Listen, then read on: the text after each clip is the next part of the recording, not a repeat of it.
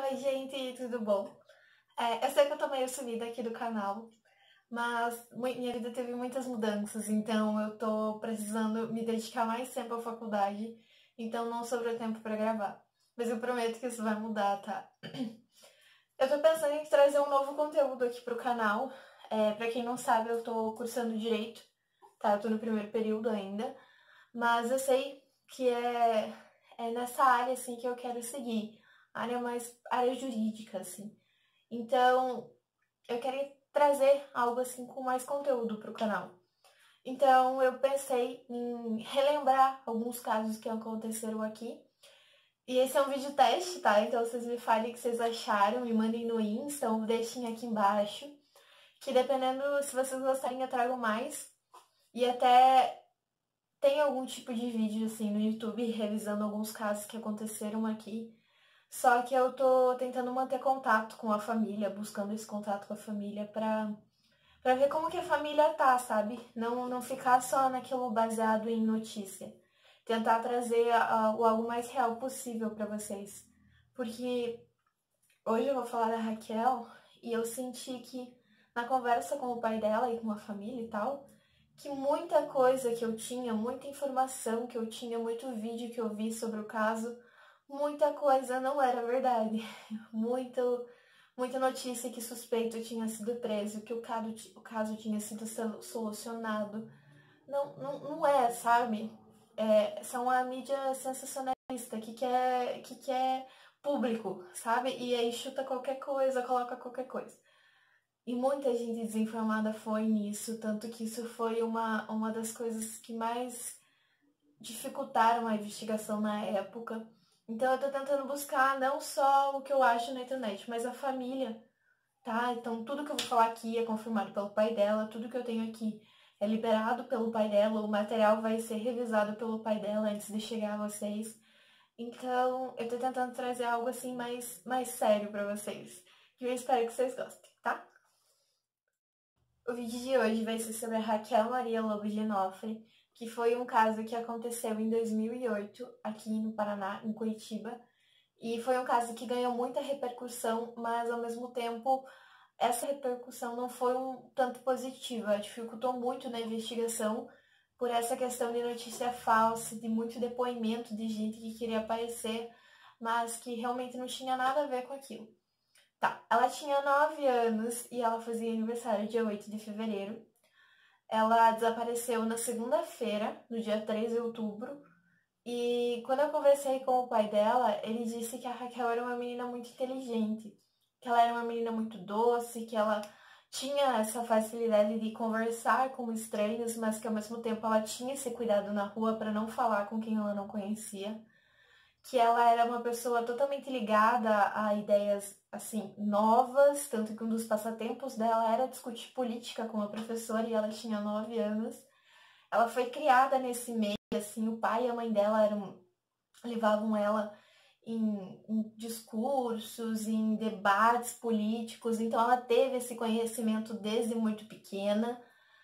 Ela era uma menina muito amável, assim, sabe? E ela era muito inteligente. Tanto que na sexta-feira, no dia 31 de outubro não, ela desapareceu em Peraí. Ela desapareceu em novembro, dia 3 de novembro. Desculpa, eu confundi as informações que tá aqui. É que no dia 31 de outubro, na sexta-feira, antes dela desaparecer, ela tinha ganhado o primeiro lugar em um concurso de redação que tinha tido aí na Biblioteca Pública do Paraná. E aí foi o último contato que o pai dela teve com ela, porque embora o pai dela e a mãe dela fossem divorciados, eles gostavam de ter essa relação de amizade para ela crescer com essa presença tanto materna quanto paterna, mas não uma relação de briga, de discussão, e sim uma relação de amizade para que ela tivesse uma criação boa. Então eles saíram juntos para comemorar o primeiro lugar dela, e naquele final de semana, era o final de semana dela passar com a mãe dela, então o pai dela não viu mais ela. E aí na segunda-feira ela foi pra aula, ela andava 2 quadras, pegava um ônibus, parava na praça e descia mais 2 quadras. Uma das coisas que mais foi questionada na época foi o porquê que uma menininha de 9 anos vai a pé pra uma escola, vai pra uma coisa. Quando eu conversei com o pai dela, eu coloquei isso. E ele me contou que Tanto a Raquel quanto a mãe dela moravam em uma área mais afastada, o que até hoje não tem transporte público e nem vans que façam essa área, levando as crianças para o centro. E como a Raquel tinha se adaptado muito bem à escola, ela gostava muito, ela tinha vários amigos, sabe? Ela realmente gostava daquela escola, eles preferiram deixar assim, eles treinaram ela um ano, foram com ela um ano, levando ela voltando um dia sozinha, um dia com o primo, um dia com o tio. Tudo quando eles sentiram firmeza, que ela tinha essa responsabilidade, que ela tinha essa capacidade de ir e voltar sozinha, que ela conseguiu e que ela começou a fazer esse trajeto sozinha. Mas sempre com as pessoas em volta cuidando, os comerciantes, as pessoas que tinham lojas ali perto, todos conheciam ela, a vizinhança conhecia ela. Então, tipo, todo mundo estava, tipo, conspirando para que tudo desse certo, sabe? Ela era uma criança dócil, todo mundo queria ela bem, ela era uma menina inteligente, ela não falava com estranhos, embora ela tivesse essa capacidade de se comunicar muito facilmente com os outros. Ela chegava no lugar e quando ela se sentia segura, ela fazia amizade com todos. Mas na rua não, ela era uma criança séria, ela não falava com ninguém, ela ia, pegava o ônibus, descia e depois voltava para a escola. Nesse percurso, ela caminhava 2 quadras. No dia 31, ela não pegou o ônibus. Ela fez essas 2 quadras e suspeita-se que ela sumiu disso. Só que não tem nenhum relato de criança sendo forçada, não tem nenhum relato de pessoas que viram ela com alguém estranho. Muita gente não sabe o que aconteceu, nem a polícia sabe o que aconteceu, porque nesse trajeto ela não pegou o ônibus. E foi aí que a mãe dela chegou em casa e era um horário que ela tava em casa já, porque a mãe dela pegava um ônibus depois. Então, tipo, ela chegava, a Raquel já tava em casa brincando. E nem os vizinhos, nem a mãe, nem ninguém viu ela chegando naquele dia. A mãe chegou em casa, telefonou pro pai, pediu pro pai dela se por acaso o pai dela não tinha ido buscar lá na escola. Não que isso acontecesse, sempre tinha uma conversa entre eles, uma comunicação, se acaso ele fosse buscar ou se houvesse alguma troca de horário. Tanto na escola quanto em tudo. Ligaram para parentes, ninguém tinha pegado, ligaram para vizinhos, ninguém tinha visto, ligaram para coleguinhas, quem sabe ela tivesse ido na casa de alguém, tivesse esquecido de avisar, tivesse ficado tarde. Pensaram em 1001 coisas e ninguém conseguia achar a Raquel. No mesmo dia, a mãe dela fez uma ocorrência no instituto que cuida dessa área de pessoas desaparecidas, crianças desaparecidas. O pai dela já começou a ligar para um monte de contato que ele era envolvido nessa área, para ver se alguém tinha algum contato, para ver se alguém tinha alguma notícia. E assim se passaram 3 dias. No dia 5 de novembro, o pai dela recebeu uma ligação de madrugada. E foi muito emocionante quando ele me contou isso, porque deu para ver que ele ainda sente a dor daquele dia, sabe? Que ela tinha ficado desaparecida. No mesmo dia, os policiais ligaram para ele, pediram para ele confirmar a roupa que ela tava.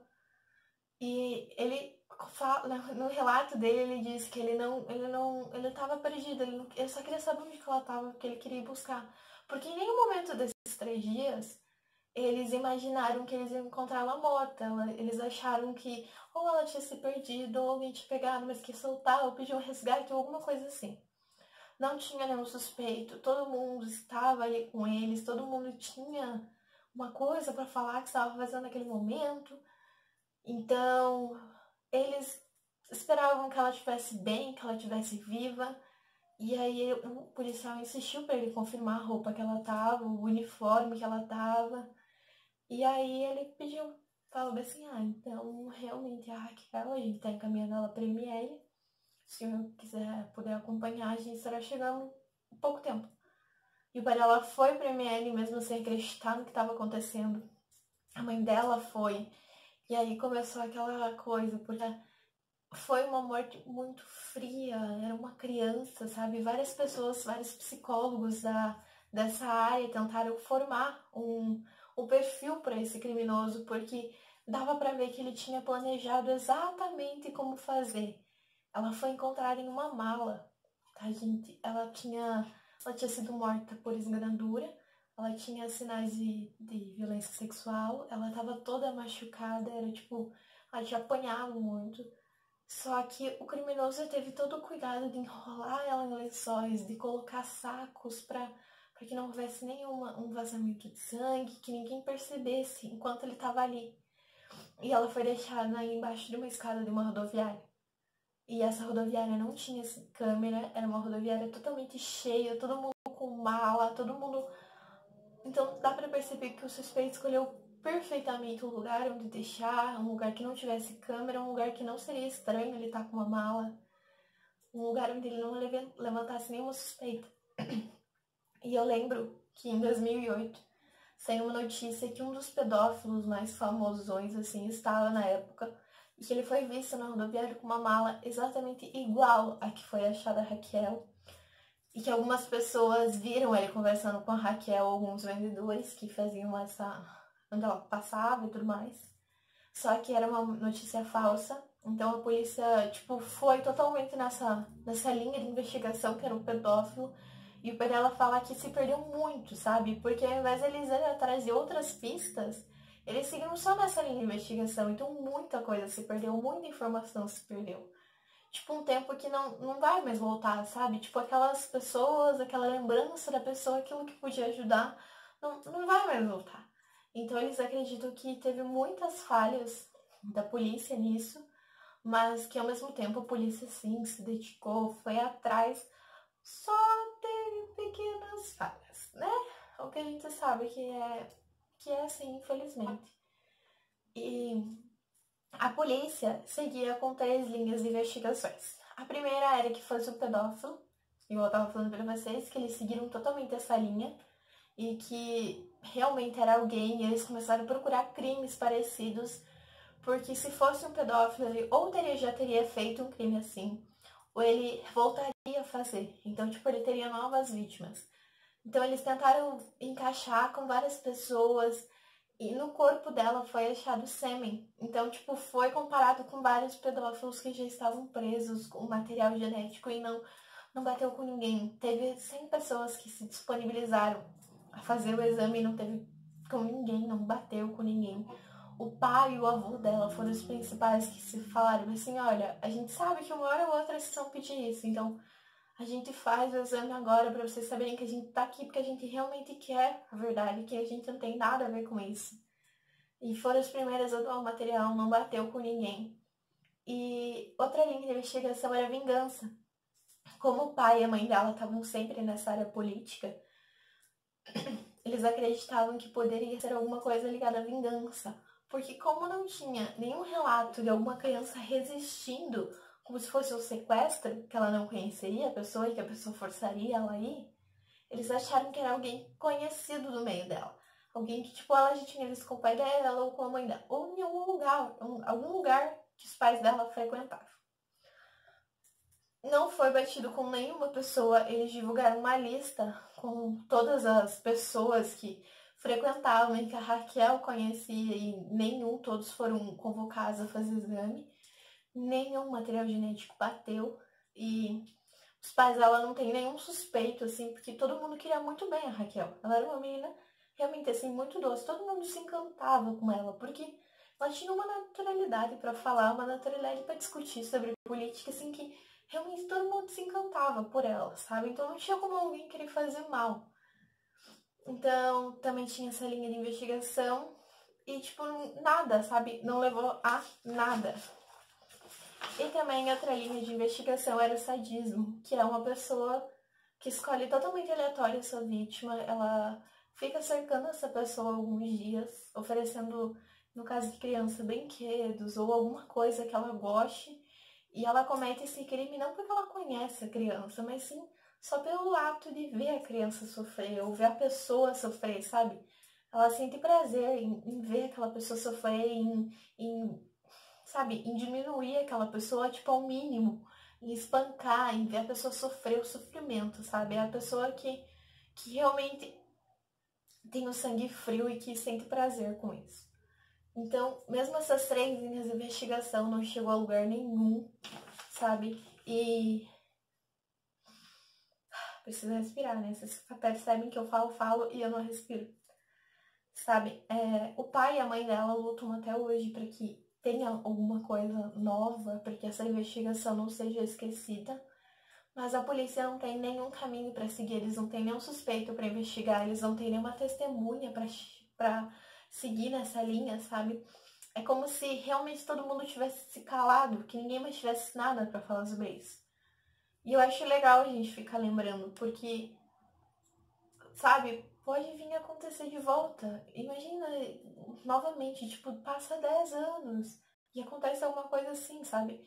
Então, tipo, pontos que muita gente não percebe olhando de fora podem ajudar e tudo mais, mas ao mesmo tempo, sabe, relembrar para que a gente fique atento, para que a gente cuide das nossas crianças. O pai dela, na conversa, contou que ele passa a maioria dos dias dele, ele passa na frente da escola e ele percebe que nada mudou, que não foram adicionadas câmeras, que, tipo, as crianças ainda andam praticamente na rua por causa de falta de calçada, que muitas crianças ainda têm que pegar o ônibus porque não tem esse transporte público, que é um direito de todo mundo.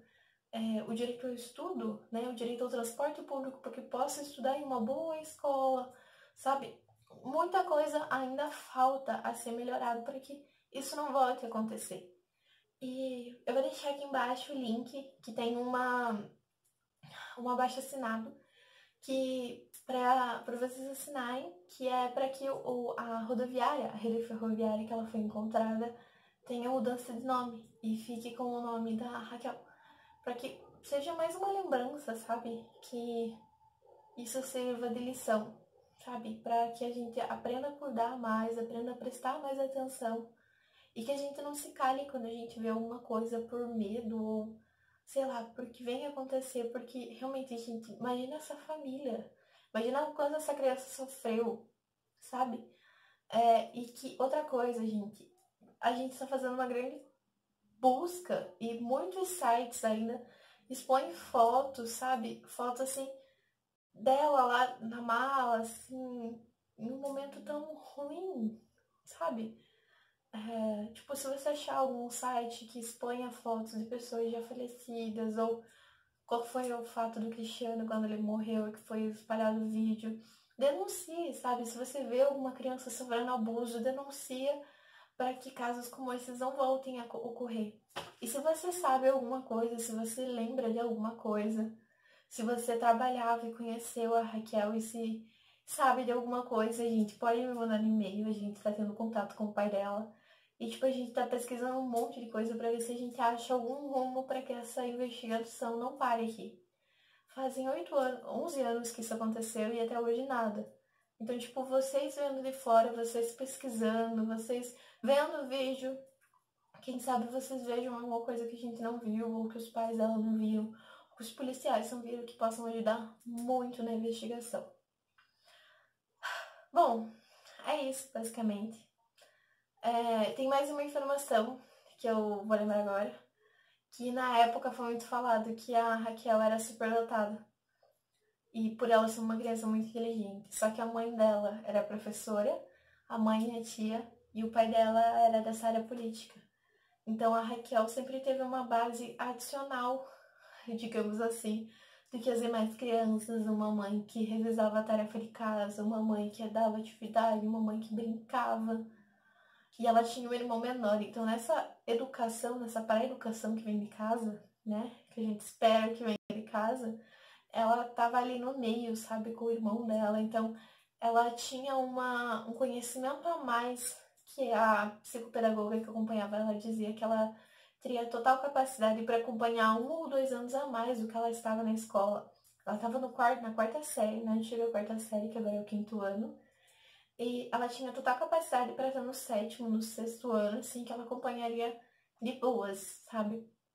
E ela tinha esse acompanhamento para que isso não se tornasse uma coisa tão chata, já que ela estaria revisando tudo que ela já teria visto.